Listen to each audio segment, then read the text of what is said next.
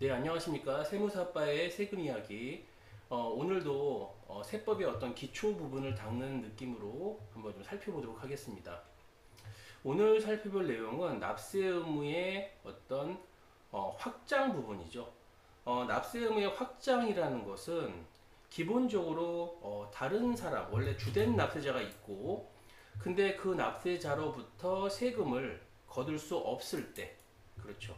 어떻게 되는 거죠? 원래 A라는 주된 납세자가 존재하는데 이 A라는 사람으로부터 세금을 거둘 수 없는 여러 가지 이유가 존재할 때 이 납세 의무가 확장돼서 A에서 B로 이렇게 점점 이렇게 조세 채권을 확보하는 방법을 얘기합니다. 세금이라는 것은 기본적으로 국가의 살림살이를 사는 데 있어서 기본적인 원천이 되죠. 그래서 원래 내야 될 A라는 사람이 내지 못한다고 해서 이 조세 채권을 그냥 포기해 버리면 국가로 자금이 들어올 수가 없잖아요. 그렇죠? 그러다 보니까 이 조세 채권, 즉 세금 부분에 대해서는 어떻게 한다? 이제 납세 의무를 뭐가 돼요? 확장을 해야 되는 거죠. 넓히는 거죠. 넓혀야 돼요. 납세 의무를 확장해야 되고 확장하는 첫 번째가 뭐냐면 납세 의무의 승계입니다. 납세 의무의 승계. 그래서 뒤에 보면 뭐 납세 의무의 승계, 뭐 연대 납세 의무, 제2차 납세 의무 뭐 쭉 있는데 일단 첫 번째 게 뭐냐? 확장의 첫 번째 방식이 승계예요. 승계. 자, A라는 납세 의무자의 모든 납세 의무가 그대로 누구한테? B에게 넘어간다. 자, 그래서 첫 번째가 뭐 법인의 합병이에요. 뭐 가볍게 보면 법인이 합병하게 되면요, 그 없어진 법인, 합병으로 인해서 소멸된 법인의 모든 납세 의무는 법 합병으로 생긴 존속하는 법인에게 전액 승계가 됩니다. 모두 다 넘어간다. 예를 들어서 A하고 B가 합병을 해서 자 A가 남았다. 그러면 B가 사라졌잖아요. 그쵸? 그러면은 B의 모든 납세 의무는 다 누구에게? A에게 승계가 됩니다. 자, 그 다음 두 번째가 상속으로 인한 신계예요. 상속. 부모님이 돌아가셔서 상속이 일어나게 되잖아요. 그러면 당연히 부모님이 내야 될 어떤 세금, 소득세라든가 이런 부모님이 내셔야 될 세금이 있었다면 당연히 이 세금은 당연히 누구에게? 상속인에게 승계된다. 넘어간다. 그런데 전액 승계가 아니고요. 이 상속인의 경우에는 상속받은 재산이 있을 거 아닙니까? 그렇죠? 이 재산을 한도로 해서 승계가 됩니다. 그래서 돌아가신 분을 피상속인이라고 얘기하거든요. 피상속인의 어떤 납세 의무는 상속인에게 상속으로 받은 재산을 한도 내에서 자, 승계가 일어난다. 네, 이렇게 정리하시면 되죠. 첫 번째 이제 납세 의무의 확장이 납세 의무의 승계죠. 자, 두 번째가 뭐냐면 연대 납세 의무입니다. 여러분 연대 보증이란 말 들어보셨잖아요. 그쵸? 이 연대라는 말이 되게 책임이 무거운 거죠. 연대 납세 의무. 예를 들어서 뭐 10억짜리라는 어떤 그 세금이 있어요. 10억의 세금에 대해서 자 A, B, C가 연대 납세 의무를 지고 있다는 얘기는 각각이 10억씩 책임을 지는 거예요. 쪼개서 지는 게 아니라 A도 10억, B도 10억, C도 10억. 그래서 한쪽이 모든 걸 이행하게 되면 나머지는 당연히 사라지겠죠. 그렇죠. 그래서 각각에 대해서 책임을 지우는 거. 이것을 뭐라 그래요? 연대 납세 의무라 그러고 이건 되게 굉장히 높은 책임이죠.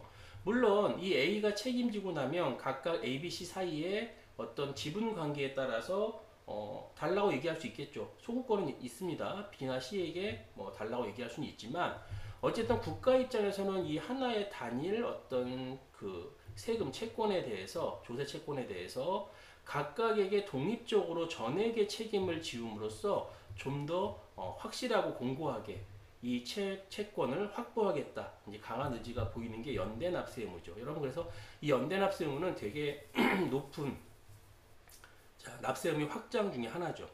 그래서 첫 번째 나와 있는 게 이제 공유물 공동사업에 대한 연대 납세 의무가 있어요.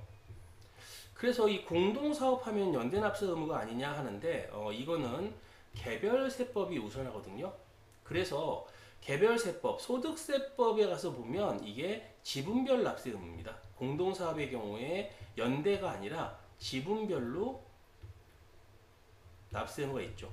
국세기본법에는 공유물 공동사업에 대한 연대 납세 의무를 규정하고 있으나 이 부분에 대해서는 개별세법, 예를 들어 소득세법이 우선하기 때문에 소득세법에는 공동사업에 대해서 지분별 납세 의무를 지고 있다라고 되어 있기 때문에 연대 납세 의무가 적용되는 것이 아니라 뭐다? 지분별 납세 의무가 적용되고 있다라고 보시면 되죠. 그렇죠? 기본적으로. 자, 그리고 법인의 분할로 인한 연대 납세 의무. 법인의 분할로 인한 연대 납세 의무는 이제 법인이 쪼개진 거죠. 법인이 쪼개졌다. 법인이 쪼개졌을 때 이 쪼개진 법인들에 대해서 각각의 그 소멸된 법인들에 대해서 남아있는 법인들이 연대해서 납세할 의무를 진다. 이제 이런 얘기고요. 신회사 설립에 대한 연대 납세 의무, 이것도 뭐 우리랑 크게 관계는 없는데 이게 뭐냐면 채무자 회생 및 파산에 관한 법률에 따라서 회사를 회생하고자 신회사를 설립한 경우 기존에 있던 회사의 모든 그 의무를 신회사가 연대해서 신회사들이 연대해서 납부를 그 책임을 진다. 이제 이런 개념이죠. 뭐 그래서 실질적으로 이 연대 납세 의무가 이제 법인 외에 개인에게 적용될 여지는 별로 없고요. 공동사업에 대해서 규정하고 있지만 소득세법은 지분별 납세 의무를 우선적으로 적용하고 소득세법이 우선해서 적용되다 보니까 공동사업에 대해서 연대 납세 의무 적용될 여지는 없습니다. 그래서 연대 납세 의무에 대해선 개념 정도 명확히 잡으시면 될 것 같고요. 그 다음 납세 의무의 확장으로 나오는 내용이 이제 제2차 납세 의무죠. 느낌에서 이름에서 알 수 있듯이 주된 납세자가 있죠. 네, 주된 납세자가 있는데 주된 납세자가 세금을 못 내고 부족하니까, 그쵸? 부족하니까 누구에게 제2차 납세 의무를 지으겠다 그 얘기죠.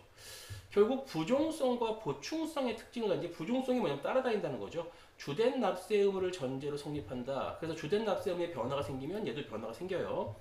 그 다음에 보충성. 주된 납세자의 재산으로 징수가 부족한 경우에 대해서 보충적으로 부족분에 대해서 납세 징수하겠다. 그래서 제2차 납세 의무입니다. 그래서 부종성과 보충성의 특징을 가지고 있다. 그래서 제2차 납세 의무는 청산인, 출자자, 법인, 사업 양수인 그런데 우리가 실무적으로 여러분들이 조금 이제 중시해야 될 게 이제 출자자의 제2차 납세 의무, 그 다음에 사업 양수인의 제2차 납세 의무 정도인 것 같아요.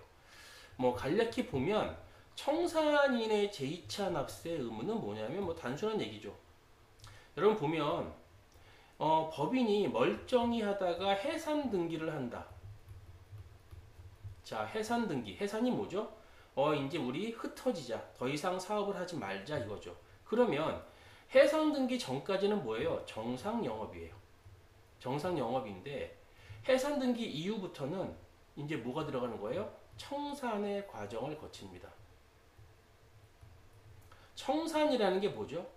갖고 있는 자산 다 팔고 부채 갚고 이제 주주들이 나눠 갖는 거죠. 이렇게 해산 등기하게 되면 주주의 지위가 바뀌어요. 뭘로? 청산인으로. 네, 주주의 지위가 바뀝니다.